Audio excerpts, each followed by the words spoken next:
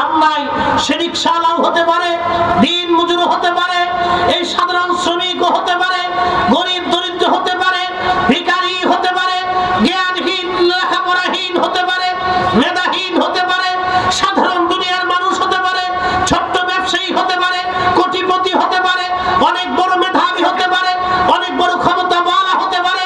যদি আল্লাহর তাকওয়া রাসূলের গোলামি তার মধ্যে থাকে, কিয়ামতে তার দাম আছে, নতুবা এক পয়সাও দাম নেই। এক পয়সাও দাম নেই। দুনিয়াতে যারা অনেক সম্মানিত, হাসরের ময়দানে তারা অপমানিত হবে। দুনিয়াতে অনেক বড়